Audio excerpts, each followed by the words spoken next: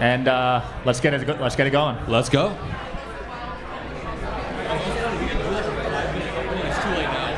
Do you want to open?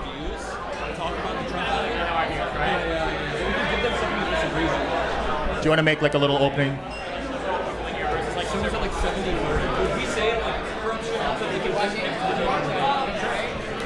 Okay, so we'll open up with some statements. If you guys disagree with them, feel free to line up on the left here. You want to start it off, Adam? Yeah, okay. So we're going to do questions in about 3 or 4 minutes. We're just going to do some opening statements about how we feel about the Trump admin thus far. We are 11 months into the second Trump term, and it's been an unmitigated disaster. We have repeated acts of authoritarianism to try to consolidate power heading into the midterms because their policy, everything they've done is so incredibly unpopular. Right now, the Republicans are trying to rig the midterms by redistricting Texas and multiple other states. The reason why they are doing that is because all of their policy has been an abject failure. We can look at the economy where unemployment is up, inflation is up since Biden left office, youth unemployment is uniquely up, black unemployment is up even more, which is an early indicator of a weakening job market. The tariff regime has been an absolute mess. Donald Trump, roughly a month ago, removed the tariffs on beef, which is a concession that the tariffs do increase prices for consumers. Why the hell else would he remove the tariffs for beef if they didn't increase prices? So the tariffs have been a mess. He claims that he's brought in all this money. He hasn't brought in. The immigration policy has been even worse. We can have a debate about the border and how people feel about that, but the interior enforcement has been so damn unpopular. I don't know how you defend 80-year-old women getting their ribs cracked because they were thrown on the ground by ICE agents who are clearly undertrained. So we're seeing this happen in the interior enforcement, in the economy, the Epstein files. I'm sure I missed a lot of issues like no new wars and then going to war, or at least striking boats in Venezuela and putting a no-fly zone over Venezuela. A lot of issues in the first Trump admin have been dog shit for the Trump admin. And with that, if you disagree with anything we said, we can start doing the audience questions over there. Guys, is this even on? Is this on? Really quickly, y'all. Hey guys, everyone. We're asking for everyone to be as quiet as possible because it's going to be really hard to hear anything if people are talking. So these are you guys' headliners. These are the people you guys are obviously here for. So please keep it down as much as possible. Thank y'all.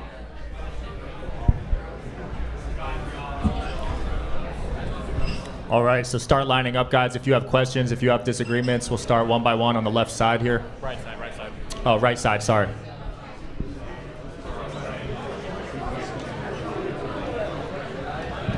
Quite a line. There we go. No, it's a line over there. What?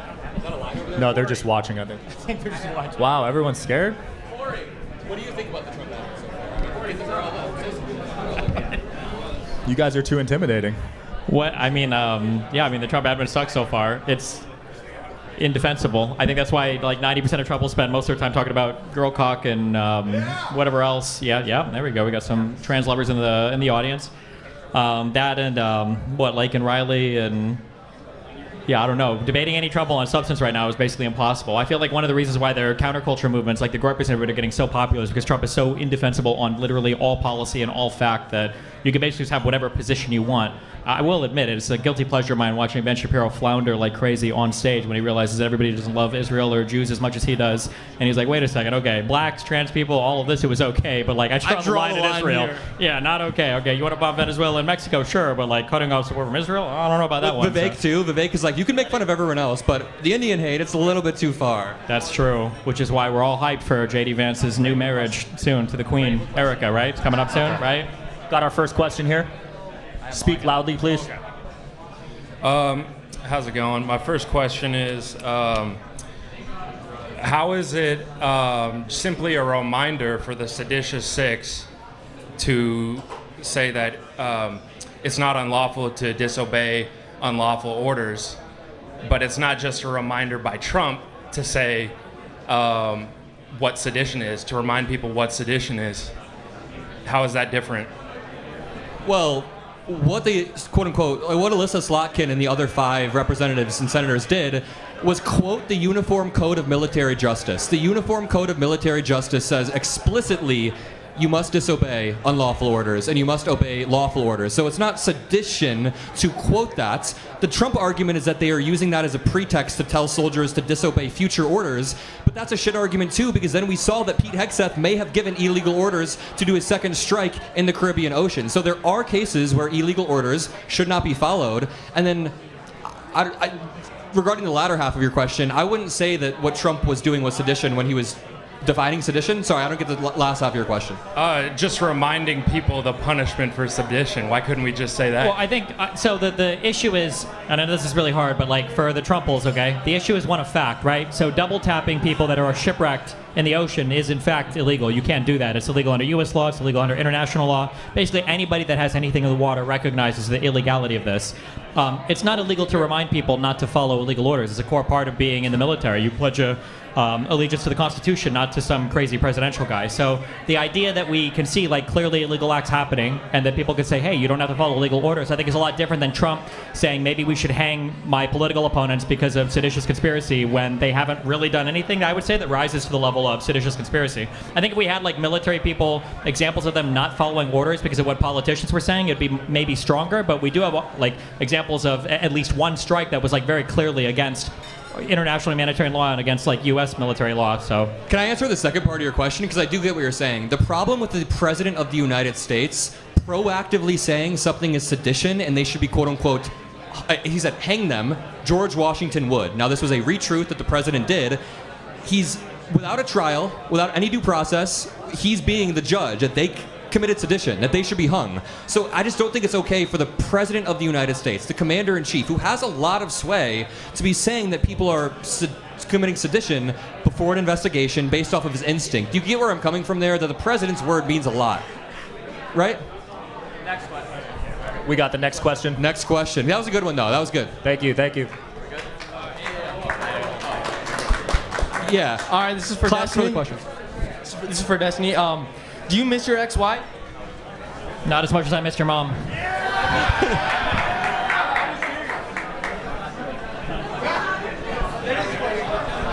He wanted the clip. That, to be clear, that was kind of a joke response. I still visit with your mom, so. Next question. So, we claim to be anti-war, but when it comes to Israel, we're incredibly willing to send billions of dollars. Why is that? Like, what makes the mass murdering of babies something that we should send money to? Are you asking me? Either one of you. I think that honestly, over the past 2 years, my position on Israel has changed a lot. I mean, after October 7th, I was clearly like, yeah, go fucking get them, go get them all, get all of Hamas. But I don't know the exact point. There's a certain moment where I'm like, I feel like this is way too far. And the United States sending unconditional aid without any sort of, like, we should at least have a say in what they're doing. Now, you might disagree, but I want to hear what you think on that. Should we send unconditional aid to Israel? No, I don't think it should ever be unconditional. I think the big problem with Israel right now is we don't have a president with like a comprehensive vision of the Middle East. So, I mean, insofar as there are like unconditional funds sent to Israel, I mean, no funds from the United States should ever be unconditional. They're always conditioned on some kind of mutual interest. But the president right now doesn't have any idea or concept of what interest in any region of the world should look like. So, I mean, insofar as we, Israel's unleashed, then they should be unfunded by the United States, as far as I'm concerned. If we are funding them, then there should be some kind of contingencies on those funds, I would say. I think that's pretty reasonable, yeah. My friend has a criteria. He has two criteria for countries that we should fund. One is that they're the good guys. They're the good guys in the war. So Ukraine, for example, unequivocally the good guys. They are being invaded by a larger country. But secondly, there has to be a chance that they can actually lose. Right now, I know that Israel is surrounded by a bunch of combative countries, but there's not really a chance Israel is going to lose against Palestine. So I don't know if we should be sending, number one, unconditional aid, number two, to a country that's clearly the one that's winning, and number three, we should at least draw some lines. I mean, it's gotten way too far, so that's a good question. Thank you. Next question. All right, so my name's Jeff. So I have a question. Since January 6th and the revival of the MAGA party and Trump into the 2024 election, I felt I've been pushed more to the left and well away from the center, which is like where I can kind of consider myself for like a long period of time. I look at my Republican family and my friends and like question or wonder why and how they can continue to support this. Do you think this is like a uniquely diverse time in American politics, or have like I become like chronically online?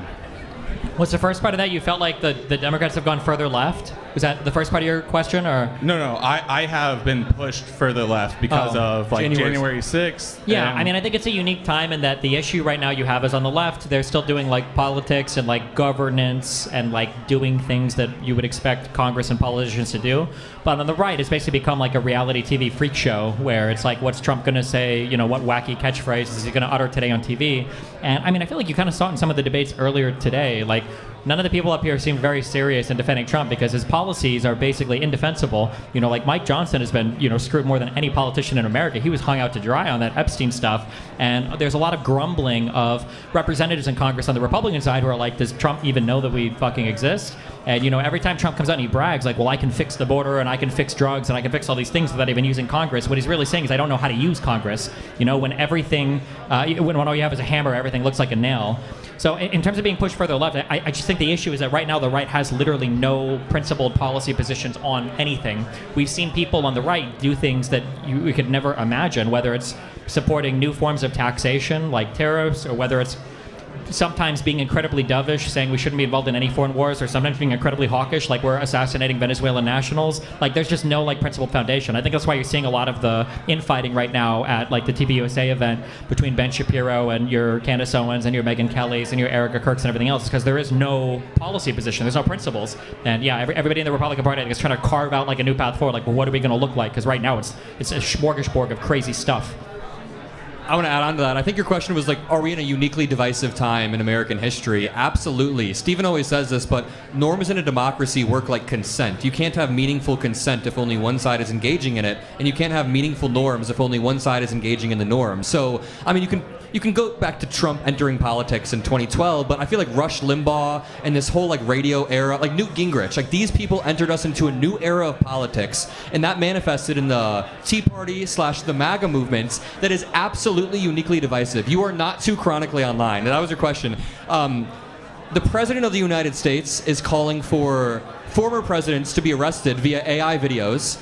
He's posting AI memes of Chicago being invaded, and then he sent the National Guard to Chicago and then said J.B. Pritzker and Mayor Johnson should be arrested. The President of the United States clearly tried to steal the election with a fake elector scheme. You're not tripping. It is definitely uniquely divisive. And you know what really messes with me is the double standards between sides. Like, the average American thinks that the right and the left are about corrupt to the same degree. They think what Nancy Pelosi did in the stock market is about the same as Trump coin. That's what really fucks with me. They think that Donald Trump and the fake elector scheme in January 6th is the same as Hillary Clinton saying on Howard Stern like one time that Trump is illegitimate. You know how they try to compare those two exact things? The double standards and people not realizing how uniquely bad Trump is, I think it just blows my mind. That's what fucks with me a lot. Good question. Thank you. Next question, please. Oh, okay. Hi, my question is about, I feel like we're focusing a lot on people's opinion when the opinions are downstream from the media itself, but it feels like we don't ever really, there's like a side effect, if that makes sense. So like we're treating the symptoms but not the disease. I'm wondering what can we do to better tackle that side of things rather than like focusing so much on the MAGAs and the Trumples who are really just, they're getting their reality from their media.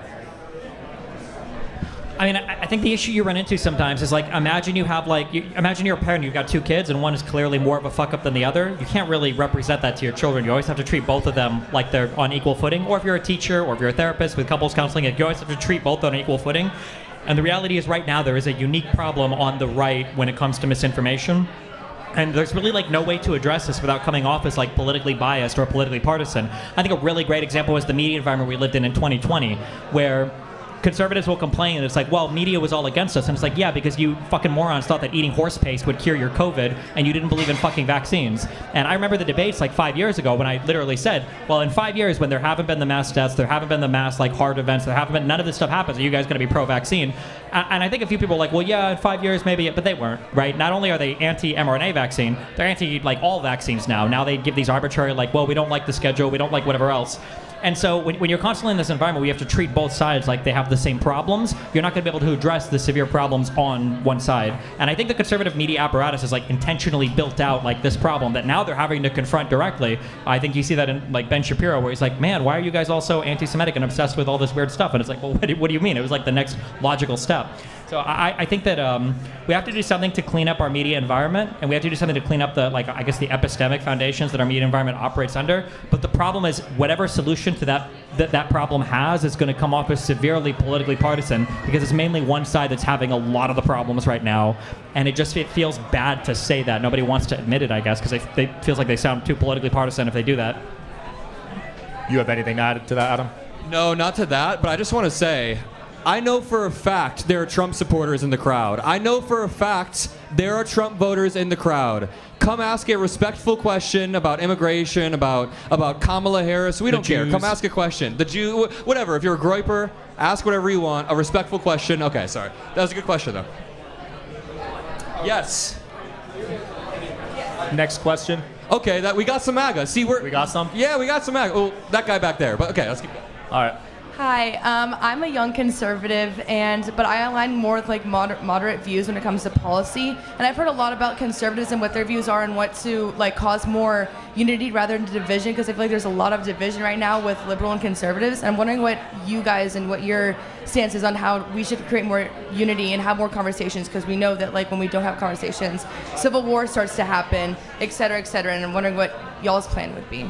You're not going to like this answer as a conservative, but I think it comes from the top down. Oftentimes, I think the president of the United States has to set the tone and provide moral clarity on what's happening. And like a really good example that you probably disagree with too was when Rob Reiner was brutally murdered a few days ago. And then Trump immediately decided to post this long... Nope, hold on, not immediately. It was a day after all the conservatives got on Twitter and were like, well, this is what our side does. Notice how we don't celebrate the murder of your guys like random Twitter people do? And then like 12 to 24 hours later, then Trump got on and then said, go ahead, They tried to take the moral high ground, then Trump completely fucking undercut them and sideswiped them, and he just posted that. And then some of them switched positions and were like, yeah, that's base. Some of them were like, okay, a lot of conservatives thought that was way too far. Absolutely. I just think there's a unique problem with the way Donald Trump engages with the media environment. I mean, the way he entered U.S. politics 10 years ago was by saying Obama wasn't born in the United States. He like made a conspiracy about Obama. He said he wants to lock Hillary up, and he tried to say the election was stolen. I think that there are problems with people on the left online who say divisive things, but on the right, I just see it as a top-down problem. And when it comes to division, even within your own party right now, within your own party, between the Groypers and between the Ben Shapiro types, I don't even see J.D. Vance coming out with moral clarity. Don't you think at least J.D. Vance should come out and say, listen, he doesn't have to make it about his wife, but his wife is Indian. He should be like, listen, it's not cool to be anti-Semitic and hate Indian people. So I think if we had a top-down way to do that, listen, I'm not saying the Democrats are perfect either, but I just don't see Joe Biden or like Kamala Harris tweeting or using this insane type of shit, insane type of rhetoric, but...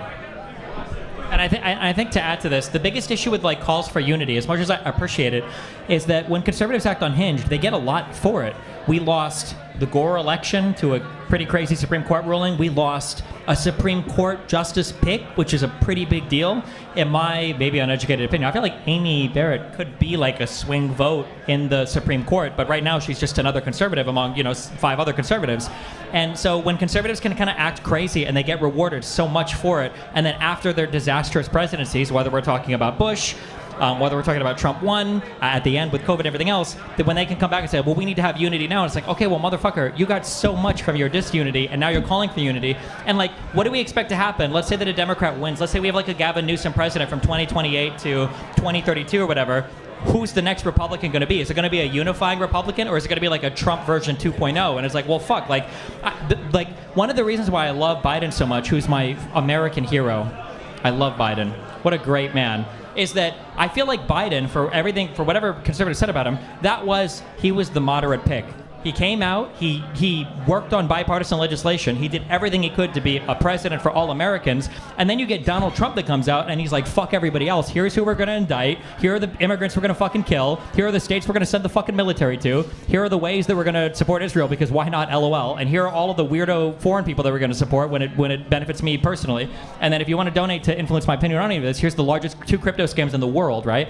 And it's like, if we have all this stuff going on the Republican side, damn, like where's the accountability accountability. Like, what incentive does the left even have for unity? Like, it feels like a parent-child transaction all the time, and that, I don't know, that drives me crazy, personally. They took away the nice guy Joe Biden. They're not going to like what's standing behind Now him. they're going to get the Gavin Newsom press team. Yeah. You know the Gavin Newsom press team. Oh, yeah. They say bad words on Twitter. They cook. They're real big. And it's just as bad as what the president of the United States does. true, actually. Yeah, true.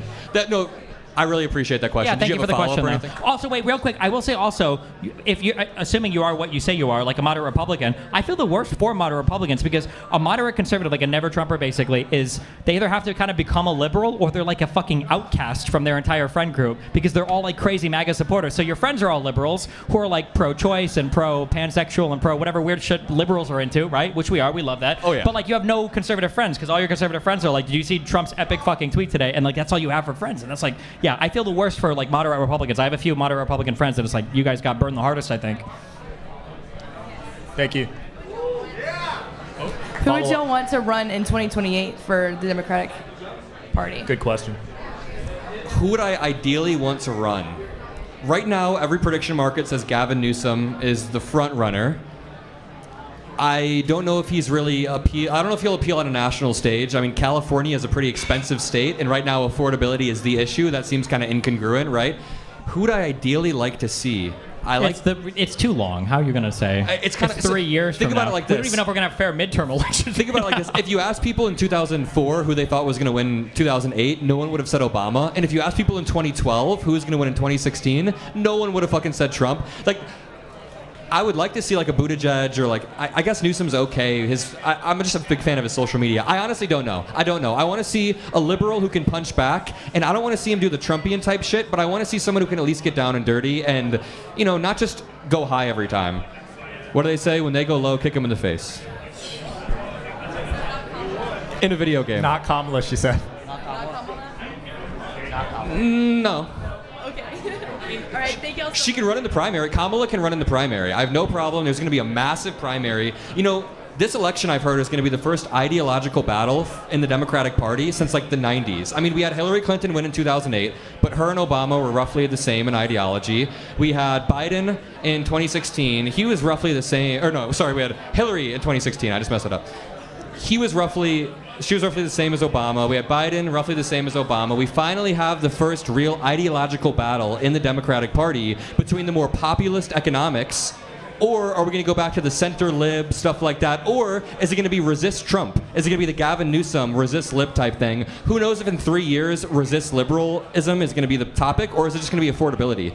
I mean, like, AOC, I could see her coming in. I don't know if for the third time in a row, running a woman candidate would be good. But if she wins the primary, I just because you said that and you triggered me. Hillary smashed the popular vote. but She did. She do you won think- the popular but vote by a Biden lot. would have won the actual electoral vote. Maybe. Well, we don't Not know. even- That's hard to say, you know? I'm just making an argument. I think the Democrats have run uniquely unpopular. Well, I think the future is female, so fuck Okay. you, Adam, okay? Thank you for the question. He's saying that because he has a female name. Is this the MAGA kid? Hello, my name is Landon. I'm 14. I'm a young liberal.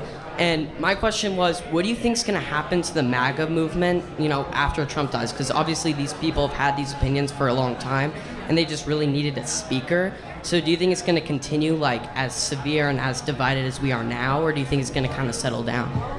I don't think anyone as divisive can fill that gap. I think that the conservative movement will probably see some infighting.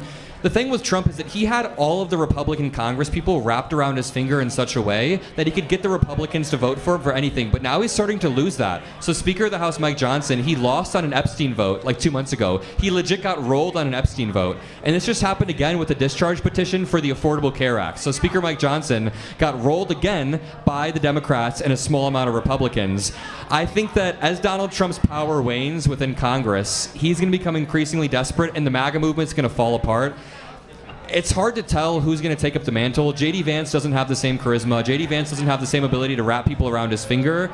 I don't think anyone as divisive as Trump's going to pop up. He's uniquely good at turning out low propensity voters who see clips of him, these voters who really don't vote a lot, just like young dudes who play video games and do that. He's really good at turning those people out. I don't know if there's going to be a repeat, but what do you think, Steve? It's okay to not vote. It's okay to, if you don't like, I feel like one of the big problems with the whole Trump thing is because Trump was such like a cultural phenomenon, he kind of like bled over into a lot of traditional non-voter demographics, and then those people thought it'd be a good idea to vote because Joe Rogan, was like eating horse paste or whatever. And I feel like it's okay to just not be an engaged voter and to not vote. Like it's okay to not vote. And we need more of that. We need to encourage more non-voting. Really? Don't you think a healthy democracy has an engaged populace, though? I think a healthy democracy is when the people voting are the engaged Democratic public. Not like Democratic Party, but like if the only thing you know about politics comes from like one of the top 3 Spotify feeds right now, you probably shouldn't be voting at all. Don't talk about Candace Owens like that, bro. Well, Joe Rogan's up there too, right? And then who's number 3? It's probably like what? Rogan. Isn't that? Didn't I say that already? Well, Rogan, Candace, and it might be like Tucker, Sean Ryan. Midas Touch is up there sometimes, but Sean Kelly. The Midas people, they can vote, but none of the other ones. Yeah, I don't know. Yeah. Michael, thank you so much. Thank you. That was a really good question. Thank you.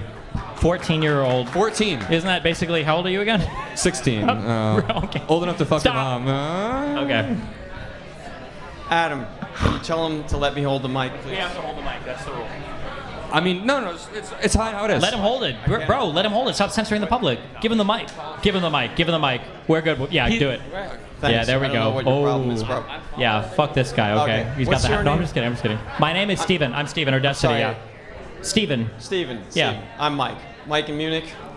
Adam and I, we know each other, right? But We debated Okay. yesterday. yeah, of course. How you guys going? You speak really fast. I watch YouTube videos at double speed. I wouldn't do that with you. Thank you. So, yeah, That's you a guys compliment to me. practice your rhetoric, and you're good with it. It's, you're just like Charlie Kirk. You're talking with people Well, who don't practice on this type don't of thing insult me on a on day-to-day stage, okay? basis like you Hold guys the mic do. closer to your But mouth, please. I'm just going to call you a couple Hold of the things. mic closer. Thank you. I was really, Steve. You really like Biden. You think he's a great guy? Yeah. Okay. What do you think about the pullout in Afghanistan? What do I think about the what? The Afghanistan withdrawal. I mean, it wasn't ideal. It sucks. Ideal? It Yeah. wasn't ideal? It That's wasn't an ideal. understatement, bro. I mean, hundreds of people were left behind. Thousands of people lost their lives because of the way they did it. Thousands? Wasn't it like there was an ISIS terrorist attack? I know. Well, but like, aren't you guys? Well, I don't know if you're a conservative or not, but didn't you guys say like no Thousands Afghanis? of Afghanis that helped the American troops were left behind to be killed by the Taliban because the Taliban knew who they were. They hunted them down and they killed them all. Biden couldn't give a shit. Well, And the no, I 13 think Biden gave a shit. No, it was. Well, hold on. Wait. The person who abandoned allies the most would have been Trump when he pulled out of Syria and abandoned our Kurdish allies to the Turkish Yeah. murders. Number one. Number two, the Afghanistan pullout You're was changing the subject. The Afghanistan pullout was an issue. Trump negotiated that pullout. Not only did Trump negotiate that pullout, before Trump left office, when he talks about the military ignoring his orders, the biggest order that they ignored was when he said pull all the military You and I- out of Afghanistan. Yeah. This is the problem. Okay, what's the problem? When we or you guys debate other people on subjects, you want to win, you want to stand your ground, you don't want to cede ground, you don't want to tell me that I was right about anything. You're going to give me a counter argument. Trump did this or that. I'm talking about abandoning the Air Force Base before you get the civilians out. What the fuck? Holy shit. Did the media call him out on it? No. What you mean? His popularity suffered the most in the entire press. I don't know if it ever recovered after the Afghanistan pullout. I agree that like it was definitely not ideal. But Next up, the if issue you is love the done. guy, Is I just want to point out let's several talk about reasons why the guy let's talk cannot about be the loved. let's talk about the pullout deal that Trump negotiated. When Trump negotiated that pullout deal, the Afghanistan government wasn't even part of the deal. He went to Doha, he went to Qatar, and he negotiated the deal with the Taliban. When the Taliban was sweeping through after the U.S. was pulling out, there were Afghanistan National Army soldiers that didn't even know what they'd negotiated. That's kind of fucked up, right? It was obviously and indisputably an absolute embarrassment debacle that cost uncounted lives. Well, it was like and you 11 don't want to that see died in ground the on that. You ISIS. love the guy that caused that. What about the guy that promised there will be no vaccine mandates and then tells everybody in the military? Did he promise there'd be no vaccine He mandate? did. That was part of his. That was a campaign promise in 2020. And then he forces all these military guys and women to either take the shot or get out. Don't Is the that military okay with you? take like 20 or 30 vaccines ever? Like they take a ton of vaccines. You get- Campaign promise 2020 Biden. There will be no Nah, vaccine I don't think mandates. he made that vaccine promise. That's And a also, matter when of you're in fact. the You don't military, know you get that? a lot of vaccines. If That's you- part of what you do in the military. You're not Listen. a pussy. You get vaccinated against the diseases. Wrong. Nobody no, agrees you don't with get. you. When People you agree with this deploy guy to on other. this. So the military should have been forced to take the shot. Yes Bro, or no? how many shots? Yes. Is that a good idea? Wait, Oh, yes, let's how many force them to take shots the do you have to take? You go up and down the line. Experimental technology. Not even a vaccine. And It is a vaccine. What do you mean it's not a It didn't do what it was vaccine? promised to do. It didn't stop the spread. It didn't keep people from catching it. It was completely ineffective. It and was totally wrong. effective. What are you talking about? Wrong. Anybody that knows anything about it knows it was wrong to force people to take it. Well, This if is we're a going to do country where we have fanfics, I mean, we can freedom. say whatever we want, I guess. Yeah. Okay. It was very effective. It was super effective. So how about this thing? Let's say defending our democracy, a threat Yeah. to our democracy. What about democracy? What is the basic principle of democracy? Well, it depends on, I guess, when you ask conservatives. Two words. Well, how about a peaceful transition Yeah, of it's power? peaceful transfer of Majority power. rule. What? Majority rule. That's not democracy. What do you mean? Okay, but democracy is not majority rule? Not always, no.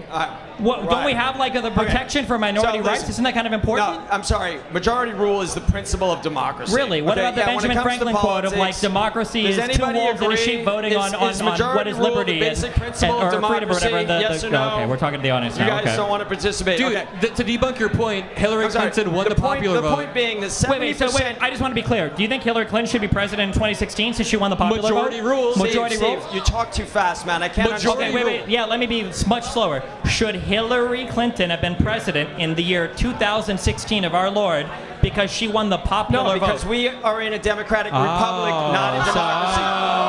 That's why I said it depends. Are we a republic or a democracy? It depends on the I did argument not- conservatives are making at the time. How about this? How about this? Did he You just know- score a point or something? We are living in a democratic republic. Of course, we have the electoral college. There's nothing that we're going to change about that unless the convention. So it's not of sta- majority rule. You But wanna the know? thing- Listen. You want to know what how the I define principle of democracy? democracy is? I didn't say I anything define about democracy with 4 words: peaceful transfer of power. Who's the president who thwarted the peaceful transfer of power? That's not the point. We're Do you want talking that- about. So you're not going to answer that. The point I wanted to make Who was thwarted the peaceful transfer of power, everyone? there was a peaceful. Thank you. There was a peaceful transfer of power, even in 2021. After There was 12 not- hours of people saying hang Mike You want Pence, to that's not get caught peaceful. up He on January delayed it. 6th, but I don't want to go there. Okay, so you don't want to actually talk about democracy. I want to talk about this. We're talking about Biden. And the fact is... And you said he said Trump is a threat to Wait, democracy, and he Steve said how is he a threat to loves democracy? Biden. I'm pointing out 4 good reasons why he was not to be respected at all. And so one of yours the got one knocked I'm down, talking so about, Adam, 3 reasons. Is that 70% of Americans polled numerous times in 2024 did not want to have an open border policy. Did the Biden administration respect that clear majority? No. When there was a no border respect bill, for when there was a border 70%, bill, yeah. Steve. When there was a border bill that was put up, who blocked that border bill? The Republicans did because it was completely unnecessary in order to secure the border, as was proven 10 months ago when the border became secure. So you without want the that president? funding. So you want the president himself to just do everything via executive order? Do you know that like Congress is a part of Trump, the government, right? Steve- Hold on, wait. I just want to make sure. You know there's like there's a Congress, right?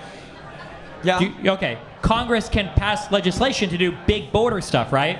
Yeah, but So that's not isn't the it point. bad for Trump? Hold on. You know, wait. You know guys that are like masters of changing the subject. after 3, I'm not changing no, the subject. Trump After proved 3 that years. that border funding that was in that bill in 2024 was not necessary in order It to wasn't do necessary for what him to the do majority random of shit the under country executive wanted. order. You're interrupting me.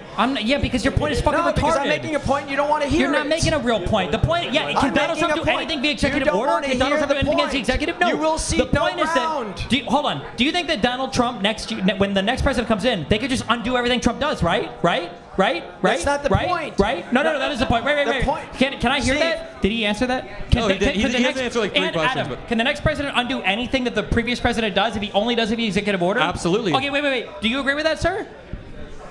I didn't understand what you said. Could the next president, hold on, I'll speak slowly, I'm sorry. Could the next president undo anything that Trump does via executive order? Yeah, if of Trump, course. Okay, so wouldn't it be better if we use the Congress Yeah. to do immigration It's policy? Wouldn't not that be necessary. The Oh. laws are already on the books. The Biden Oh. administration had the policy of not enforcing them. great? What did they not enforce? No, they let enforced these- everything. What do you Listen, mean? Steve?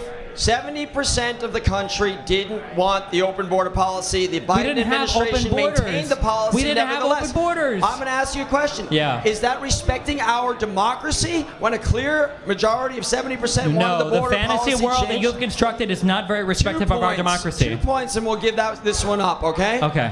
Trump proved that the funding that the Democrats had said in 2024 was required in order to be able Which it to is close required. the border was not necessary in order to do it. Okay, wait. Be honest. And How mad are you? 2, How mad are you that there Wait, are no you won't mass let me deportations? make my 2 points. You're interrupting one me. point at a time. There are no mass deportations, right? I'm sorry? There are no mass deportations, right?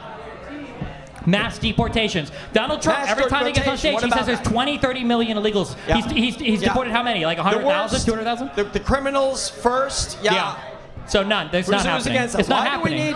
Why do we want to put these people in prisons where they may belong if they came out of countries I don't know. where they You were tell me. actually Didn't they convicted build the murderers? alligator Alcatraz? I don't But know. You didn't tell wanna me. you didn't want to let me make my point. You don't Well, like... I wanted to go one point at a time because I wanted to address the But factual you foundation for them. I understand you don't like to do that, but go literally interrupted me in the ahead. middle of my point. Okay, let's hear Second point two. point. You had That's two not points. the way to debate. Let's hear It's, point it's two. the Let's middle hear of the it. two Final points. point, Yeah, please. go. Final Let's hear point Go. two. Go. Yeah. Sorry. I'm sorry? Let's hear your point two. I want to hear it. Yeah, so number one, I've already said it. Clear majority wanted the border closed. Biden administration didn't respect that.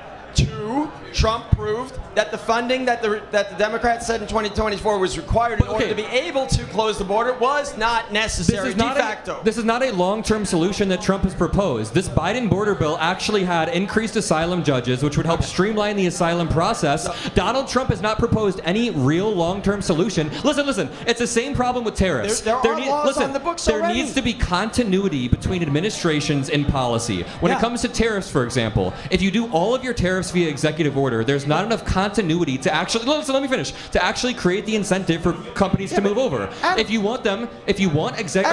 want tariffs to work, they have to be on the books through Congress. The same thing with immigration. You can't just have short-term solutions, sign the pen, not actually appoint more immigration judges or people who can process asylum claims. This is not a real long-term solution. Honestly, it's awful. That's a separate subject. The thing is, No, that's the subject. With the border policy That's in the subject. 2024, Steve brought it up. Steve said that the Republicans were blocking the border policy. They were. You said that. That was only a funding bill. It wasn't going to change any laws. All the laws were already on the books regarding how people are don't think we allowed should to come fund into the more- country and how they're not allowed to come into the country. Next point. So Trump, why was Trump impeached the first time?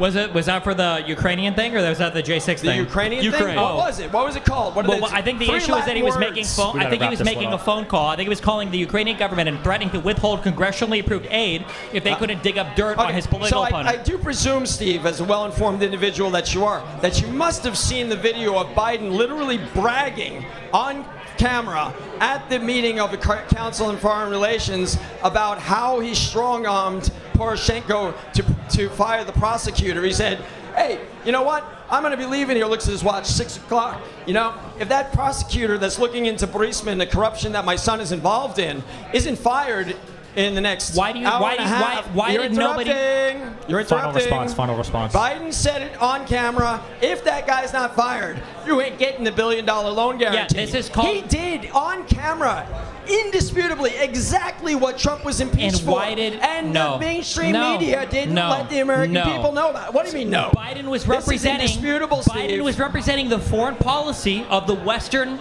world, saying that in order for Ukraine to qualify for discounted loans, they had to clean up the corruption of their political system. Okay. We gotta Shokan was move on. the We gotta head move on. of their prosecutorial, their DOJ, basically. Their Again, equivalent you of don't their want to DOJ. cede any ground. You don't want to say, you know what, you're right. We got to move on.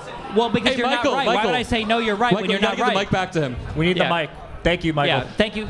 Listen, I appreciate you. You're brave coming up talking. Thank you very much. I appreciate it. But also, like, there's a reason why nobody cared what Biden said until the Republicans saw Donald Trump do really bad shit. I literally did on camera. Thank you. Let's get No. the next one. No, it's not the same thing. It's not even remotely the same thing. Thank you, sir. No, Thank you for coming out and chatting. Why'd you give the mic up, man? getting What are you doing? interesting. I'm just kidding. I'm fucking with you. I'm fucking with you. Don't listen to me, man. You fucked up. Don't ever listen to what I say. Hi, I'm Andrew Holmes. I am a student at UC Berkeley, and I'm a conservative. And my question is basically, you yourself said affordability is the issue right now. And I personally believe that Kamala's policies would have been quite disastrous for the economy. She wanted a 25% tax on unrealized gains above a certain threshold of money, but that's like the biggest investors that she's talking about there. 8% increase on capital gains tax. Investment would have been completely stifled. Then she also had inflationary policies like the child tax care credit and also the $25K grant for first-time home buyers. And that would have caused just rampant inflation in the economy. And then further, she also pushed for an increase in minimum wage, which would have caused the loss of a ton of jobs that are entry level, that are very vital to American workers. And so my question is basically, how would you back the fact that you both believe that affordability is the issue with her truthfully disastrous economic policies. Yeah, Can I Adam. ask you- Yeah, what? Yeah, what do we do Can I about ask you that, a Adam? question? Yeah. Do you support Donald Trump's tariff regime? No. Okay, so you don't support that. Did you vote for Trump? I didn't vote. I was 17. Okay, you would have Ooh, voted good for luck. Trump? Yes, because I do believe his economic policies are not as bad as Kamala's. Really? Kamala's were disastrous. Disastrous. Okay. Yes. You framed Kamala's economic policies as if they were radical, and some of them were a bit like not radical, but some of them were pushing the limits. Not radical. I just They're not radical, but you're yeah. saying like they would be disastrous. They would be disastrous. I think if we yes. compare the two, I think if we compare the two candidates' economic policy, we can go to Kamala in 1 second. But Donald Trump's tariff regime, placing tariffs on every single country indiscriminately, Yeah, I don't except agree for with it. It's Russia stupid. and North Korea, is like the I'm definition. not talking about Trump's policies. Okay, though. it's I'm the talking about definition of Kamala's. disastrous. But when we're Trump's- talking about Kamala, Trump's, we're comparing yes, the two are candidates. inflationary. Kamala's would have literally killed investment, like They would not completely have. murdered it. What do you think happens when you take 25% of gains that haven't even been sold in investment? And then on top of that, once they do sell them, you take another 28%. Do you think Listen, anyone's going to want to Wait, invest can with I that? real quick? So I think that the nice thing about Kamala Harris is that I agree that some of her economic policy probably wouldn't have been great, but the nice thing about like bad economic policy from Democrats is that I know it'll be checked by other people in the administration. Donald Trump has absolutely no checks on any of the crazy economic stuff he does. So in terms of increasing like the child tax credit, I think Kamala could have done that, and I think it would have been fine, and I think we'd have been okay with that. But like in terms of like all the crazy deductions, everything she would have pushed for, or like the wealth tax or whatever, I think that the economic advisors would have actually checked Kamala and said like, hey, this is maybe not a great idea. Okay, so- but for Trump, nobody So checks wait, Trump on any of just his to economic clarify, policy. your argument here is you don't think her policies actually would have been pushed, so basically we should vote for her? Yes, because I think that's it's the pretty same thing- ridiculous. well, you say it's ridiculous, but the issue is that like Donald Trump has gotten us to accept a world where a 10% tariff on every single country is like the moderate option, and any economist Yeah. prior to Trump would have said like that's like That- suicide. no, so that is I a think the issue is problem. that I agree. I like so don't if a think his Democrat comes in with like economic crazy policies are shit, a Democrat will say I feel the same way about Mamdani in New York, where it's like if a Democrat does some crazy stuff, like their economic advisor will be like, hey, this is probably like too much, and they'll listen. Whereas Donald Trump will say, we should just come on the media and like say this for today, and let's like fucking do this, and nobody has the actual like the goal to actually check Trump and say Okay, like, hey, so- this is a really bad idea. So So I the want reason to why, ask you this then. Yeah. So if hypothetically the economic advisors are out of the question, their policies will be passed, then would you agree with me that Kamala's policies would be worse for the economy? like possibly, but that would never happen. I don't think that Kamala's okay, so worst we're ideas would have actually we're gotten hinging passed. it on basically it won't happen, to be clear. Well, but like, do you understand there's a difference between Kamala and Trump, and that whatever Trump says goes? Like, hold on, like, let's be real. Like, for instance, when Donald Trump held up the tariff sign, that was a total lie, right? When he said that The every country's Liberation Day tariffs. yeah, when Yeah, he said yeah, that yeah. every single country's tariffing us like this, that was a lie, right? Yeah, I don't agree with his tariff Kamala would have policies. never I done am that. not Wait. defending his tariff policies. Kamala I'm just would've- saying Kamala's policies were absolutely disastrous and would have killed any investment Yeah, but like, whatsoever. but the worst of Kamala's policies would have never made it past any economic advisors, also, right? Also, acting like Kamala. Can I get an acknowledgement on that? The worst of her policies would have never actually like gotten passed, right? I'm not going to debate whether or not they would have. I think that Okay, you wait, should wait. be What able was to. the worst? Wait, I wait. think What was the worst economic policy that Biden passed? the worst that he passed? He didn't have the same platform that Kamala Wait, did. wait. You These know, were- wait, these- I just want to check. I just want to sanity check. Kamala Harris was the vice president under Yes, Joe Biden. I am right? aware, Okay, but wait, to wait. be So clear, wait. to be So clear, wait. whoa, whoa, whoa, Wait. can I clarify real quick? Stop. No, These were all I'm on the policies. stage. I get to ask a question. Okay. Yeah. Stop. Kamala Harris would have been checked by her economic advisors if it was truly a disastrous policy. But Donald Trump is not checked by anybody, right? I don't necessarily agree with that. No. Wait, And what do you mean? But you can't cite me even if I grant that, I think you should be able to defend the policies in the party you support's platform at the very least. Wait, from a you're not going to defend tariffs, though. You're conservative and you won't defend tariffs. No, I'm defending it from the. So you think from we should be able to defend Kamala's Wait, fringe let me policies, finish. but- okay, Let me okay. finish, please. I'm defending it from a perspective of his policies are not as bad as Kamala's. That is not a strong stance. I agree, but at least I can defend it from that. Wait. You think what would Kamala have passed that's worse than the Trump current tariff thing? Wait, what? Sorry. What would Kamala have passed reasonably that is worse than Trump's current tariff regime? The unrealized gains tax, the 8% increase in capital gains tax. Again, you can claim it won't pass, but you're hinging your argument on the policy platform wouldn't have happened. So Yeah, but if you don't want to support your but we policies can platforms, reasonably then we say that agree. because because Democrats are actually concerned with fucking running the fucking country, right? You acknowledge that, like, the country's been fucked by Republicans over and over again since Clinton, and Democrats have to come in and, like, clean shit up, right? So isn't it fair for us to say, well, Democrats would probably follow what their economic advisors say, whereas Donald Trump has, like, I don't think it's fair to say that your party's platform doesn't matter because it's not going to be passed. No. It's Like, not that it doesn't matter. It's that she would probably push in that direction. Meanwhile, Donald Trump is literally trying to find people to sit on the Federal Reserve who will cut interest rates because he knows it's the only way to save his horrible fucking economy, right? You don't think Kamala would ever do that, right? Sorry, Wait, there's no history of Kamala Harris or Joe Biden pressuring the Federal Reserve to drop the interest rate like there is with Donald Trump, right? I know off the top of my head, but yeah, it's just the policies themselves. Again, I just find a lot of trouble. Bro, hold on. We gotta live in the real world. You agree with that, right? We need to be in the real world? Wait, what? We need to be in the real world, right? Okay, yeah, Donald Trump right now, you acknowledge that Donald Trump... In the real world right now, Donald Trump is talking about putting a new Federal Reserve Board person on the Federal Reserve that will follow his direct instruction, right? You acknowledge that, right?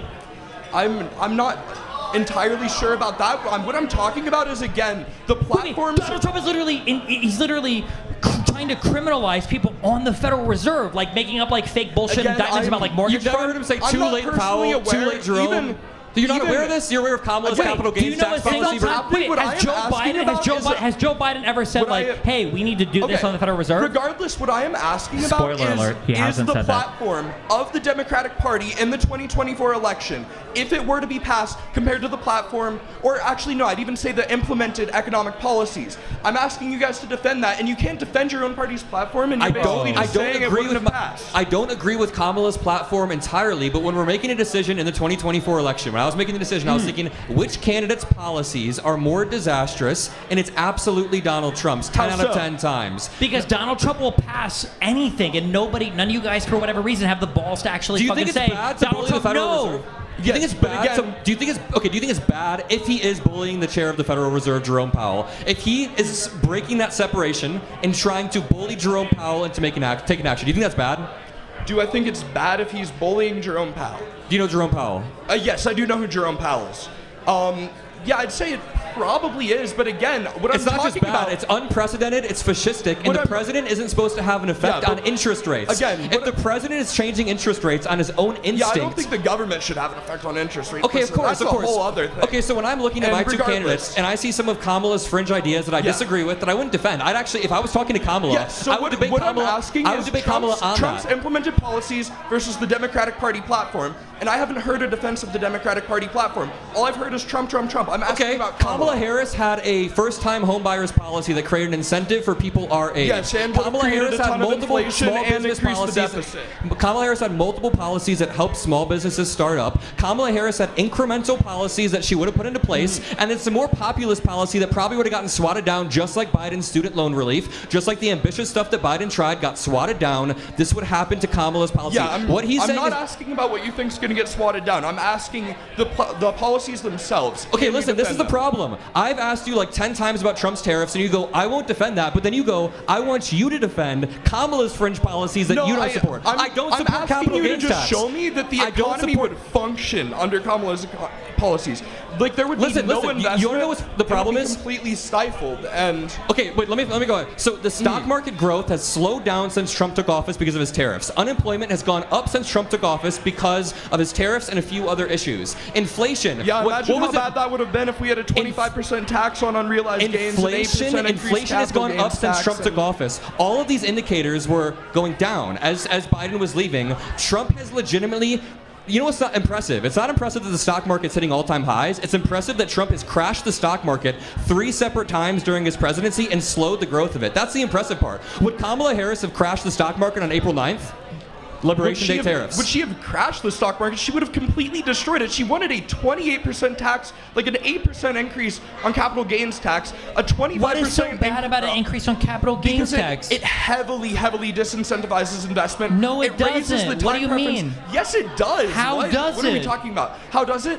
Basically, what you're doing is you're saying once you make money from your investment and you take it out, then you're going to get less of that. You're that's less okay. incentivized Listen, if you're going to get bro, less at the end. I just want to tell you, Uh-huh. I got a lot of money invested. Okay, do you think that like people with more than $5 or $10 or $15 million in an investment account are thinking like, oh my god, 25% capital gains instead of 20%? Like I'm not going to be able to invest my money anymore. What do you think they're going to do? Hide it in their fucking pillow? No. First, she's taking 25% when your money is not even pulled out yet. When it's just there, materializing. No, are she's you talking taking about the money, wealth tax? Then, huh? Are you talking about like a wealth tax? I'm talking about the unrealized gains No, tax. listen, I agree with you. The unrealized capital gains tax is so stupid. It's so dumb. But the thing is, here's the difference. When Kamala Harris says it, when Democrats have a really dumb idea, they can't get it done.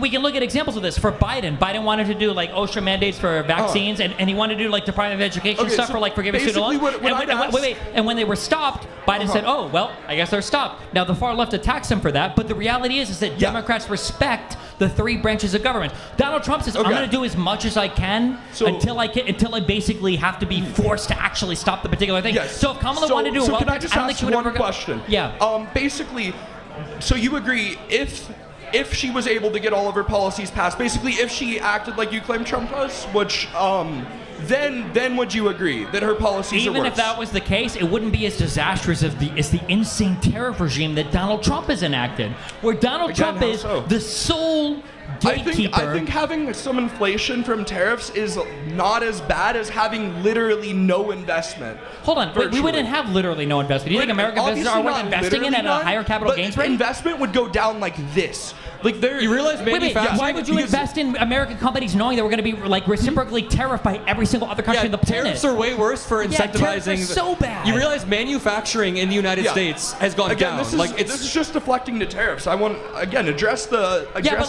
what we're trying to say is that like the tariffs would have never happened under Kamala because the economic advisor would say, "Hey, these tariffs are a really bad idea." But for Trump, none of the Republicans actually brave enough to say like, "Hey, don't do this." Would say that actually they would have overturned his initial tariffs from from his 2016 presidency, but that's besides the point. She's not anti-tariff, to be clear.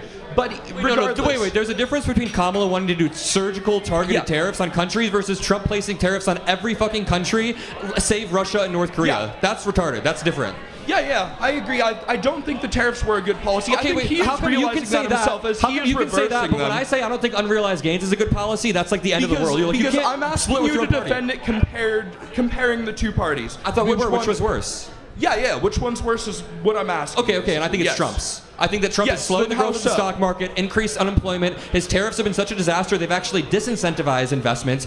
So for the tariffs, for example, what you want is continuity between administrations. So when, say, J.D. Vance or Gavin Newsom gets in, that administration still has the incentive for companies to come to the United States. When you place tariffs via executive order, like Trump is doing, it's all via executive order, right?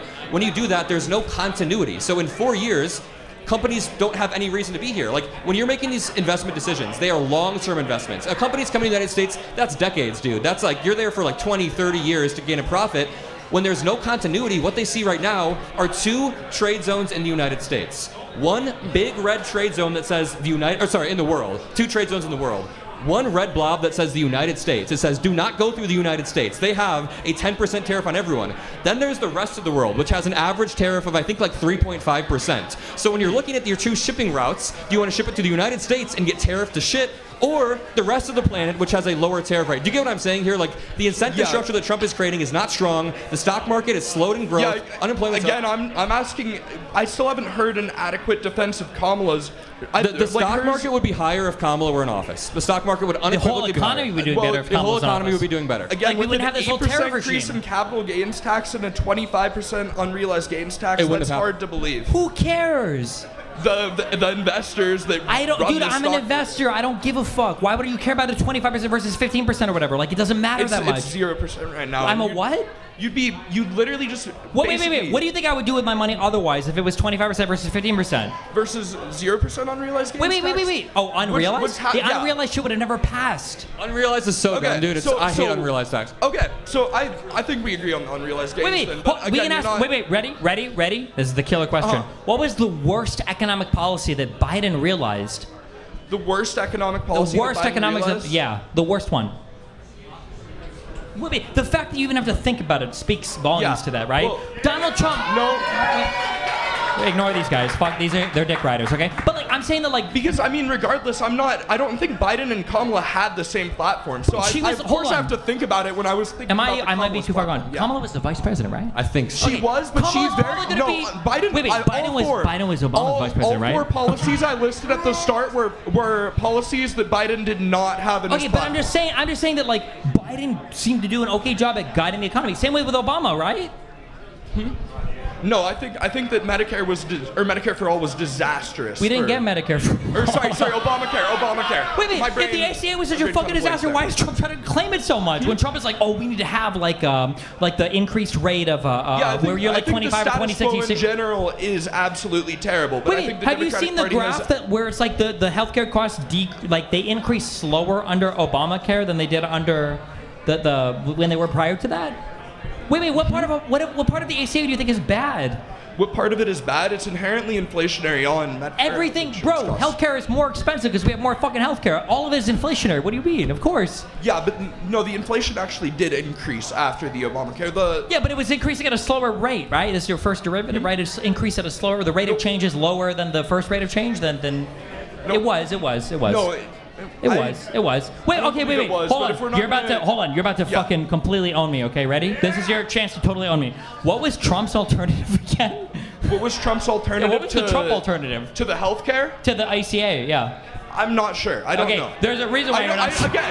I'm not asking you about Trump. I am asking you about Kamala. Wait. Hold on. I just want to check with Adam. I'm going to confer with Adam real quick. It was Biden who was like, we should cap the cost on certain drugs, right? Yeah. Wait. And hold on. Wait. Didn't Trump say we should keep doing that, but call it like the Trump shit, right? Yeah. What the fuck? All you guys are doing is just attacking the other side, but you won't defend your own. I'm attacking the other side. They suck shit. They suck shit. They're horrible. When he asked what the worst policy that Biden realized is, and we didn't have an answer, that showed.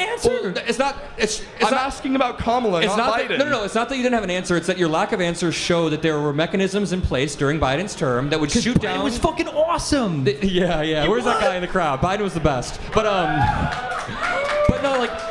There were mechanisms in place that would shoot down Trump's awful economic policy, Biden's awful economic policy, or like policies that he was trying to pass that were out there. Trump, we haven't seen that. Now, the Supreme Court is hearing the tariff argument right now, but we've just seen so much leeway with the tariffs that it's already been bad for the economy. I think the question that you asked was which one would be worse. But then you keep trying to pin us down on Kamala, and we'll answer for any of Trump's. Can we say, what would Kamala Harris do that's as bad as the current tariff shit? Unrealized gains, 25%. She wouldn't have gotten that passed, though, right? Okay, so if your argument's hinging on that, that's fine. I'm asking our argument if is it were that Democrats passed. follow rule of law. Yes, that is the argument. That's kind of been the whole fucking deal with the Trump admin. Okay, yeah. so you agree then? It's just you only agree that it would have been better because it wouldn't have passed. Yes. Is there guardrails? Okay, you agree that it would have passed, right? You agree that it would have passed, right? I don't necessarily think it would. I'm asking you to defend your party's platform. No. He's not saying that it would be better because it wouldn't have passed. Yeah. He's saying that there were actual guardrails and mechanisms in place that the Democrats respected that Republicans clearly don't respect. Not to take it. It was in the party platform, to be clear. But unrealized tax gains is not in the Democratic Party platform. Read the 2024 platform. Unrealized. Yes. I mean, then that's dumb. I'm not going to defend that. But listen. This one fringe policy from Kamala is far outweighed by Donald Trump's economic retardation on a daily basis. Kamala Harris would not have bullied Jerome Powell. Bullying the Fed chair is like legit next level Hungary Viktor Orban shit. Kamala Harris had some dumb policies that I'm not going to defend, but like, there's a problem here that I keep going back to. You're asking us which are worse. You keep pinning us down on Kamala's fringe policy, but you won't defend anything Trump has done. You don't know about the Federal Reserve. You don't care about the tariffs. When we're comparing, you at least have to put up the affirmative argument for your side, at least. Yeah, also, we'll give you the last word on this, but we need to move on to the next less economic impact than Kamala's policies. A 25% unrealized gains tax, like I said, would kill investment. He would not have an economy under Kamala. Can I say, first of all, you did a really good job. Thank you so much. We debated our Jubilee. We got a Jubilee coming out. And this guy and my Jubilee, we had a really good debate. Yes, thank you, Adam. Thank you for the conversation. No, genuinely, you did well. You were great too, my brother. Yeah, thank you, guys. That was some good shit. Yeah, everyone can hold it at this point. Speak loud. What's up?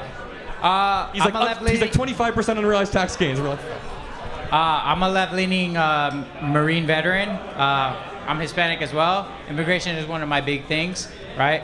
But I feel like there's been a a question that hasn't been asked that I think would make a good what if questions, right? And that is like, what are some ways that immigration lawyers, can I cuss, by the way? What are some ways that immigration lawyers can fuck over immigrants, right? Can you say that one more time? I'm sorry. What are some ways that immigration lawyers can fuck over immigrants? That's a good question. Why are you looking at me for that? That's a good question for Steven. Yeah. Wait, how can immigration lawyers fuck over immigrants? Yes. The immigration process in the United States is really complicated. Okay. I mean, I'm sure they could give them bad advice. That would fuck them over. Why are you giving me this question? What the fuck? Fuck you, bro. I didn't give this Fuck question. you. Why are you pointing at me like I know the answer to this? I can answer it, but like I want to. I mean, they could give them bad advice. That would be fucking them over, I mean, right? I would assume that some immigration lawyers may have a profit incentive that doesn't align with helping the immigrant in play. But I mean, what's your answer? I mean, that it pretty much comes close to what I was thinking. Is that most immigration lawyers will steal whatever amount they're charging their clients, right? And basically just leave them into dirt. And because they're not educated enough, or right, they don't know how to speak the language, right? They don't know how to retaliate, right? Which there are incentives to retaliate, but if you're somebody with a second grade education level as an immigrant trying to provide, a good life for your children, that's not gonna work out for you, right? It's really fucked up because of the power differentiation Whoa, too. hold on, wait. What is the overall point you're trying to make? That most immigration lawyers are fucking over their clients? I'm trying to make that there is a problem with immigration lawyers fucking over their clients. Wait, what is the problem? The problem is that most immigrants don't know where, what legal processes to go through in order for you to go after them, right? So Wait, is there a massive problem with immigration lawyers fucking over their clients? Yes. I wouldn't say I don't know the statistics on it, just because it's I can't give you numbers to verify it, but anecdotally, I have someone close to me that has been fucked over, right? Not gonna say names, right? If you guys want me to, I can. No, you don't have to say names.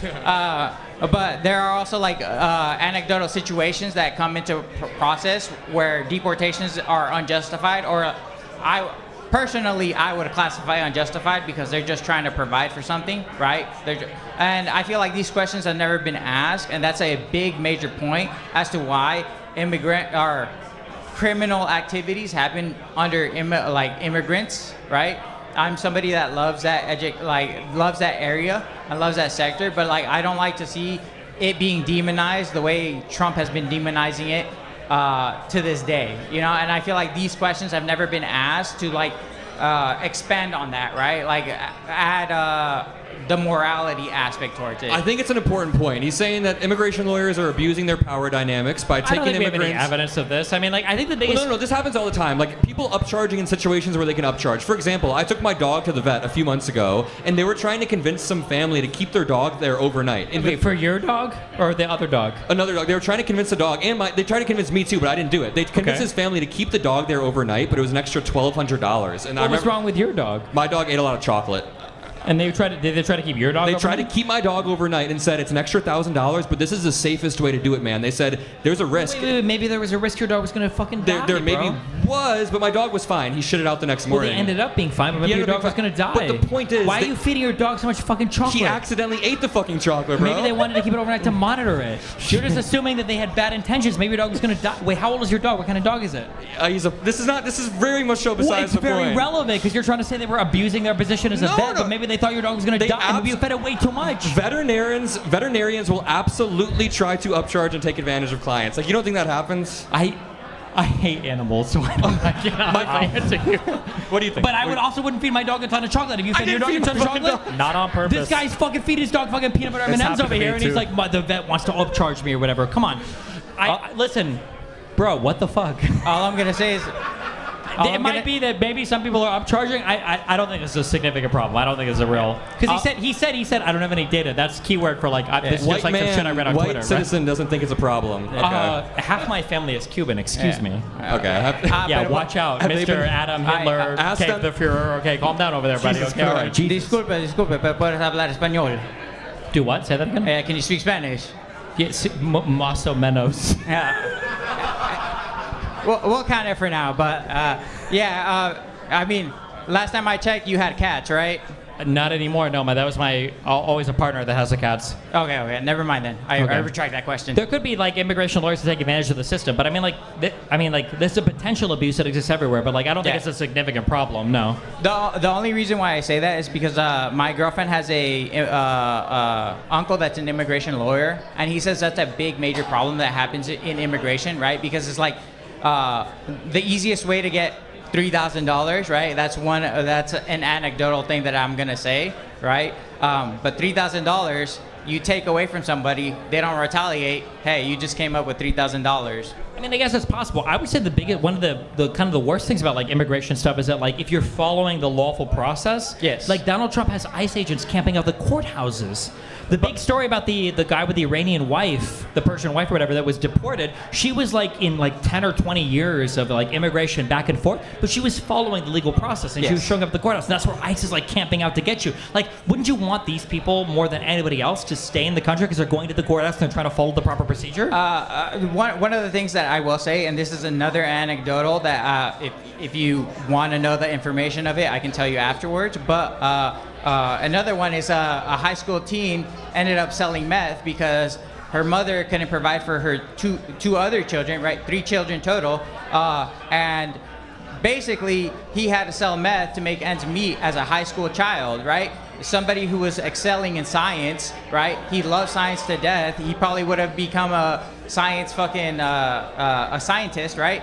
But because the situations didn't align with him, right? The path that ended up going with him was he ended up selling meth, got deported, and now he's fucked from the system because...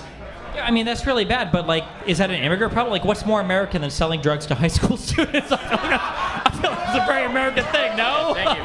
All good. Thank you. Thank you. Good question. That was good. Don't ask me any more questions. Good evening, gentlemen. Like the last speaker, I'm also a Marine Corps veteran. I'm actually still serving, and I like to say that I'm a great fan of Destiny's content, so it's a great pleasure to meet him in person. However, despite that, I do identify myself with the Nick Fuentes aligned version of America First. And my question pertains to sort of Nick Fuentes' meteoric rise in popularity. What's the left-wing version of addressing the sort of rising authoritarian beliefs in primarily young men, especially those in the armed forces? I don't know if the left has a solution. That's the problem. I mean, I talk about this a lot on my show, young men and the radicalization, moving towards authoritarianism, and I have a pretty good idea of how it happens. I think that I trace a lot of it back to COVID isolation or anti-socialization. So you can see a direct spike in antisocial behavior among Gen Zers throughout the COVID pandemic. Throughout people's most formative years, there's a bubble that's put up around them. Me too. I hung out with people less. I spent more time alone. And some people never tore that bubble down. Like Tyler Robinson, for example, I can guarantee he got radicalized on the internet, was a little bit of a loner, and that led to him doing what he was doing. You combine a bunch of young men being antisocial, spending a lot of time on the internet, with the fact that foreign actors are trying to incentivize division in the United States. How much does Russia or China or Iran benefit when they have U.S. young guys who have these radical beliefs that think that authoritarianism is cool, that Trump is cool? Other countries are trying to actively sow division in our country, and you have domestic actors, people like Elon Musk. Elon Musk bought the platform of X, or he bought Twitter, rebranded it to X, and now it's like a propaganda machine. Like, you align with Nick Fuentes, but I'm sure you can admit that on Twitter, it's like Nazi Germany on Twitter right now. All throughout Twitter, it's a bunch of crazy anti-Semitic racist shit. So when this is the media environment that we're in, the social media environment, we're a bunch of lonely young men, don't have moral clarity from leaders, and they just get sucked up in these online algorithmic pipelines. I think that's how it happens. I think Vladimir Putin is fucking licking his lips right now, seeing how much he succeeded in making half the US population think the election of 2020 was stolen. You get what I'm saying? So I don't have like a prescription that the Democratic Party, I mean, like, people have talked about repealing Section 230, people have talked about other sort of social media guidelines. I don't have like the best direct answer. It's a big, broad question, but we both identify the same issue, I think, at least. Well, it seems like you are one of the radical young men. I am, yes. Okay, you are. So what do you think? I put more faith in my fellow countrymen. I believe that it's not so much a species of foreign country involvement sort of propagandizing us. I think it's more along the lines of people becoming more conscientious, more educated, What they're doing is they're looking, I think, at it from a top-down view, sort of generalizations, and they filter those generalizations down into which candidate fits the bill the most. Like myself, I sort of start at the top and see, what do I want to see my society look like? As a service member, I want to see my entire country look like a nation of soldiers. I want to see every city look like an army camp. When I look and I sort of trickle that idea down, I wonder which politician best fits that bill. And it is, to a degree, Donald Trump, but I think the biggest criticisms, which are true, is that he doesn't quite steer the ship of state quite well. I think he doesn't perform very well as a bureaucrat, but the problem is he may not know how to steer the ship, but I think his destination is the correct course. So when Trump says something like, I wish my people stood for me, like they stood for Kim Jong-un, you think that that's actually like a good thing? Like he should work towards that? I think a politician should indeed have a sort of preference towards his own national identity. You want us to be more like North Korea in the way that we work? Militarily? Militarily, yes. I think the biggest idea, when you look especially at there's a saying in the military called But you say you love perception and America, reality. but you want us to be more like North Korea. Like we're pretty uniquely good as a country right now with our freedom, our democracy, our liberalism. We've created nice quality of life. We've extended people's lifespans. I don't think the North Korea thing works, but sorry, keep going. Well, I find myself among the chorus of people that are crying out for a Caesar, that are crying out for a Napoleon. And when I do, since I'm greatly intrigued by politics, whenever I'm at my unit and talking politics with my fellow service members, I've noticed a growing trend of more and more people joining that chorus. I mean, I think it's anti-status quo stuff, but... Okay. When you talk about like Caesar and Napoleon, right, their country's kind of fucked, right? Like Greece, Rome, France, like these countries all, I don't want to say they failed because France exists today and Greece is, they're kind of there. They have bad food, but they exist, right? I want to hear this. Like, America is the most cucked country in terms of trans people and multiculturalism and all this, but like, we have the sickest military, the best economy. We are like the envy of the world. Why do you think it is that like these ideologies tend to produce like the best countries like the United States of America versus like your fascist, I'm not to call you fascist, but like the very like militant, like we're like racial purity, like these countries disappeared in less than a generation. Does it ever give you pause where you're like, maybe there might be something I'm missing to like the more inclusive types of societies, right? That include like people like you that I super disagree with, but I think it's so cool that you can come up here and express your disagreement. But like I feel like in your ideal country, I don't know if I'd be able to express my disagreement without like being locked up by the thought police. Like a hyper-militarized country? Yeah, like what do you think about that? Yeah. There is a trade-off with that, I agree. That when I agree. I agree there's a trade-off, and I value the fact that you, like, our birth rates are low. Jews have a lot of pull in some areas. Like, I agree with that. But I like the fact that you can come up in my society and you can say, hey, isn't it weird that, like, the Jews are in all these different areas? Isn't it weird that, like, our birth rate is below replacement while in the West Bank the replacement is like 3.0? I think Israel is the only country on the planet with like above 2.0 replacement for people. I love the fact that you can express that, and I can sit here and I can call you dumb, or I can disagree with you, I can debate with you, but I feel like in your model society, I don't know if I would be able to say that same thing. And while I value your ability to say that thing, I feel like if we moved to your ideal society, we would lose that, and we would become like one of the societies that disappear in like a single generation. You know? Do you ever give any? I'm just curious. Do you ever give any thought to that? Yeah. This might make you laugh, but I do agree. I do believe in American exceptionalism. I don't think it's a matter of, especially when you look at the past, when I would argue that society was a little more militarized, especially during the World War I, World War II interwar periods. When you look at definitely media back then, you definitely do see it as a sort of window into the past. That's how I see it. I sort of see it as a sort of opportunity cost we might have lost in going down the road of classical liberalism. Yeah, but even like when you look at like World War II and everything, like we had like women like joining the workforce. Europe was like killing itself because Europe is always like fighting with each other and doing that stuff. Like the United States like came out as like the clear dominant winner in all of that. We had our civil rights movement in the 60s. We had we've probably been ahead when you talk about the Stonewall riots when it comes to like gay rights or LGBT stuff. Like I feel like we've been at the forefront of all of that. And even in 2025, regardless of our problems, nobody looks at the United States as like, wow, that's a weak country, right? Like imagine Imagine in 2014 when Russia was like, we're gonna fuck up Ukraine. You know, they like barely captured Crimea. They failed horribly a couple years ago in taking over, in the Ukrainian capital. But in the United States, we were like, we're gonna go to war with Iraq, bro. We fucking toppled that shit in like a few weeks. Like I understand what you're saying. Like we need like a purpose. We need to have like a moral guidance for our people. Like I agree with that. But I think that one of the values of the United States that people on your side, I'll say respectfully, tend to like discredit is the fact that we allow for so many different types of points of view that we're able to like advance into the future with all these different competing points of view. We don't actually like give ground completely to one. Because the societies in the past that seem to have given all that ground to one, like disappear in like 5 or 10 years. Like I guess that's the only point that I view. Like when I look at like New York City, Miami, when I look at San Francisco, these are like the most diverse cities in the world. They got like tons of different people, and there can be people like you who disagree with it. But if I go to like other equivalent areas, if I go to the UAE, if I go to Saudi Arabia, if I go to Russia, I can't find all these other disagreeers that have like different points of view. But those countries, not to be mean to anybody else, those countries suck compared to the United States of America. That's the only thing that I kind of look at, and I think there's value in that. I think there's value in your point of view and my point of view, but I think there's even more value in the system that allows the points of view to exist and coincide with one another and to fight with one another, Thank you. Yeah. We got 15 minutes. Let's try to get through the rest of these really quick. Thank you so much for the question. I appreciate it. That was a good one. Thank you for your service. Hi, first, my name is Noah. Yeah, went to AmFest, so not probably not on this aisle, but I'd like to say thanks to everyone that I've talked to so far has been very kind to me. So I'd like to say thank you very much for that. And, of course. My question is, because I went around AmFest and I kept asking the same question. I'm very curious what y'all's answer is because I never got a straight one, and it kind of made me angry. I asked them why no politician will attempt to balance the budget at all. And everyone inside of it, at least at AmFest, kept dodging my question, or they wouldn't give me a straight answer.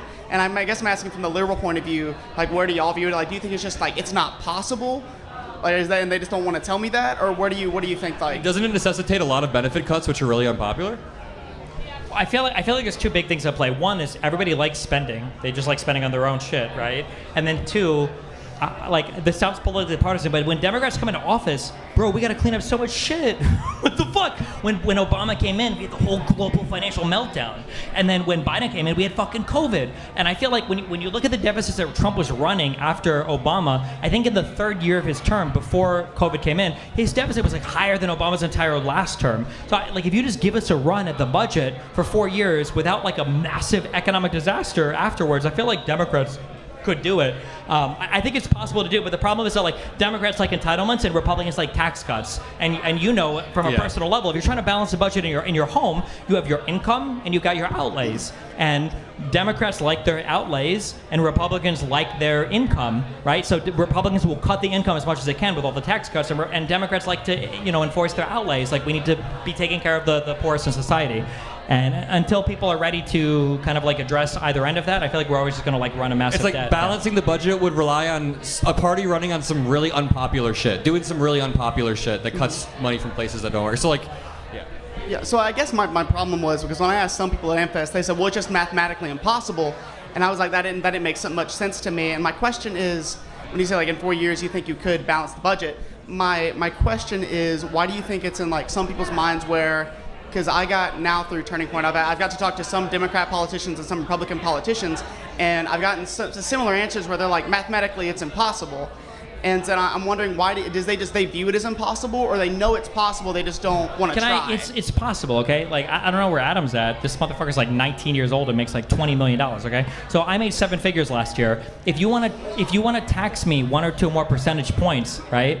When I live in the United States of America making $3 million a year, I can go to a restaurant, I can go outside and take a taxi, I can do all these things. If you're telling me that I have to pay a few extra percentage points to handle that, that's fine. That's awesome. Can I follow up? I want to be wealthy in the best country on the planet, right? So when Democrats are saying we could balance the budget, we just need to have the income tax just like a couple points higher. Do you think that anybody's leaving the United States because the top tax bracket changes from 37 to 39%? Nobody's fucking leaving, right? Look, nobody's leaving fucking New York because of mom dying. That's not happening because New York City's an awesome place to live. But then on the Republican side, they're like, we want to give you these tax cuts. 2%, that's not so I get $120K a month as opposed to like $110K a month. Do you think my lifestyle changing much? Probably not, but the budget is getting destroyed destroyed. And when they're trying to make cuts to Medicaid as a result of that, to give me like $10,000 more a month, I'm not doing anything different with my money. I'm just saying that like the Democrats have a more realistic plan to approach. Like, hey, maybe we should take care of all these other people in society and like tax the top, a couple percentage points more. It's not going to change their life. But the Republicans are like, we need to give them all the tax cuts, and then we need to cut fucking Medicaid? What the fuck? That's crazy to me, right? Yeah. Like, I need to have like a yacht or a plane or whatever that's slightly more expensive, but the people on Medicaid shouldn't have the coverage. I feel like the Democrat rural approach, hospitals got cut and shit. yeah, like the some Democrat crazy approach shit. it's a little bit more realistic than the Republican approach. It's like fuck everybody, You know what's Jesus. interesting? I think to add on to this, Mitt Romney. Did you see what Mitt Romney posted like last week? I have it pulled up. He said, he said, we've reached a point where any mix of solutions to America's economic problems is going to involve the wealthiest Americans contributing more. Then he wrote an article saying that it's very important to raise some taxes on the ultra wealthy and close loopholes that he calls caverns. So, I mean, it would be unpopular for Republicans or any, like, Republicans trying to bite this bullet would be impossible. No one wants to cut benefits. It necessitates doing some really unpopular shit. I think Mitt Romney's on the right path, and what you were saying is on the right path. Like, in order to fix this problem, or at least start fixing this problem, the ultra wealthy will have to contribute. And it's interesting because, like, I hate the communist shit where it's like, fuck billionaires. Billionaires shouldn't be. I think billionaires create a lot of value. I think that there can be there's a lot of wealth disparities, but oftentimes what? No, that's a brave take. I agree. Yeah. Yeah, but when we talk about all the taxes, like this is my issue with like liberals. Liberals like we need to have like a fucking wealth tax. Or whatever. Like, no, just take all the tax brackets and bump them like 2 points, and you make like fucking $500 billion in tax revenue. Like, just do that. Solidifying the Trump tax cuts was disastrous for our budget. For all of the trouble that Biden had balancing his budget, it was because the Trump tax cuts were extended were through his term, and then Trump solidified them. You had Doge come in and did fuck all, right? And you had Trump solidify the Trump tax cuts, and again, like you said, like if a guy's making like $3 million a year, do you think that him paying an extra like 30 or 40K is like, oh, like I'm gonna leave the US? It's not happening. Whereas like an extra 30 or 40K towards like Medicaid or anything else, it's like so helpful towards like the working class people. I just think that like the Republicans' obsession with cutting taxes is so stupid, and like rich people don't even appreciate it because who the fuck cares? But poor people, like, they need the government assistance, which is good because the wealthy people want to live in a country where everybody is, decently taken care of. I think it's a really important thing. I'm gonna say it. We got to cut funding to Israel. That'll be it. Damn. So actually, number one, thank you so much, because that's a more direct answer than anyone I got from Amfest. Thank you so much. And then my other question was going to be same kind of line. Why, even in my own Turning Point chapter, I'm not in leadership, so I can't get in trouble for this, but we've had speakers decide no longer to come because my chapter really wants to ask about Israel funding, and we had 2 speakers cancel. And so I'm wondering why it is. Why do you think like that's a topic that like everyone's like, no, we can't talk about that one? I don't know. There's a lot of really religiosity surrounding Israel with voters, and rather than saying that, they use a lot of more. What was so fucking funny? I'm listening to you. It's fine. Go ahead. A lot of voters have really, really extreme views on Israel. Like, I'm talking Republican evangelical voters. They vote in these Republican politicians who are then super hard line, don't want to ask any question, but they won't actually admit the whole end day theory oftentimes, so they just say that Israel is a strategic military partner, which I agree. Honestly, I've thought about this a lot too. I mean, I think there's a weird dogma around talking about this, and over the past year and a half, I've made a huge evolution on this issue. Like, I was pretty firmly in favor of Israel going in and taking out Hamas. I still am, of course, but like something obviously has reached a point where it's too far, and we've hit this point where we can actually start talking about it and asking questions. And now that Pandora's box is open, the Groypers are taking that to the way extreme, but there are legitimate questions you can ask. I think there are legitimate questions you can ask. We got 10 minutes. Thank you so for the much. questions. Thank you very much. Let's get through these last 2. If I were to start a new religion tomorrow called Trumpism, and the core tenet is that you have to do everything and anything that Trump says, and we start churches to funnel money through it, should we be protected from business discrimination, and why? Wait, would you say the last part again? Should we be protected from business discrimination, and why? Yeah, I think if we're all acting like Trump, first of all, the kids need to be protected. All of the children in America need to be protected. Would we be protected from business discrimination, like based on race or gender? Based on religion.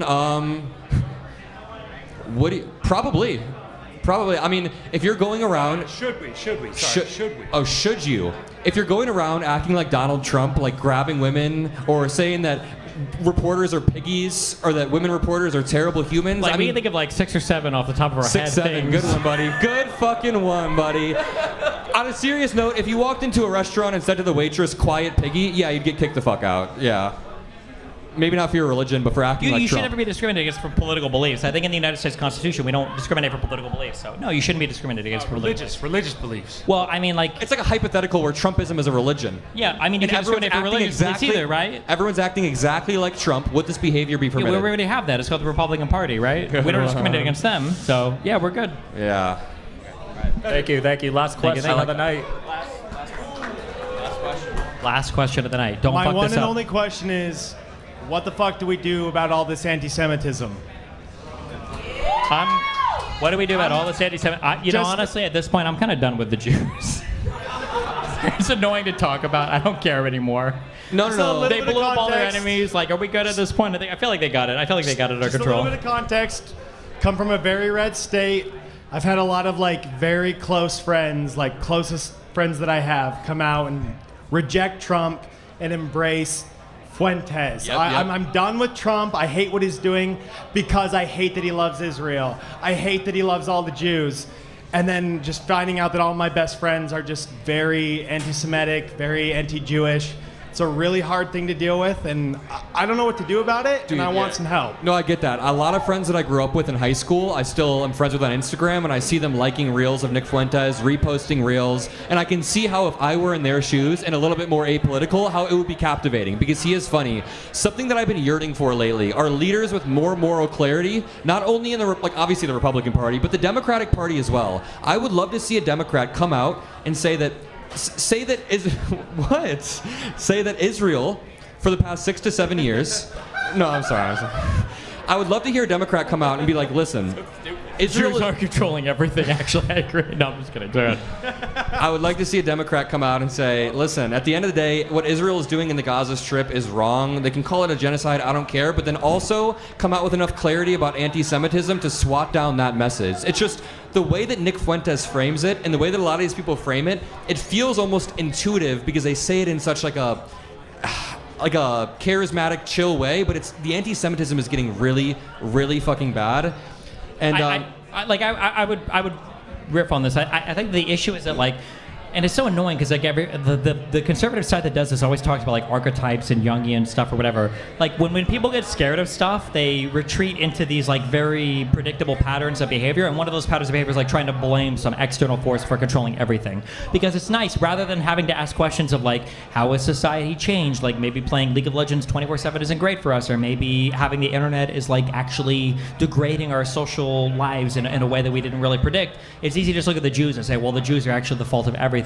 But the reality is that like even if we were to get rid of all the Jews in the United States, we would probably still have basically all of these issues. And the most boring thing about anti-Semitism to me is that like anti-Semitism becomes like this catch-all for if there's a social problem like low birth rates or too much immigration or a bad economy or affordability issues, we can just kind of like blame the Jews on everything. And like Israel can barely even control its own society. The idea that there's some secret cabal of Jews that are controlling the societies of all these other countries on the planet is it's just fantastic.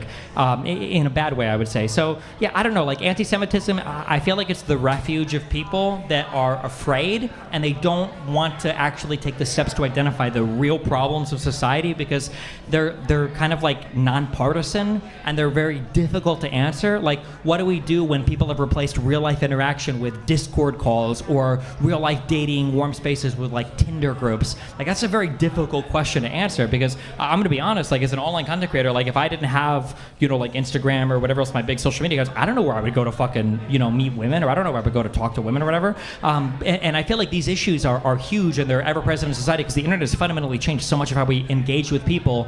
So then you get this very like boring criticism, like, well, I think the Jews are importing, Tyrells to breed out all the Julias, and it's like, okay, well, I mean, that like clearly this is such a simplistic answer, and all of history has relied on this answer for things, and it's never been the answer to anything. So, yeah.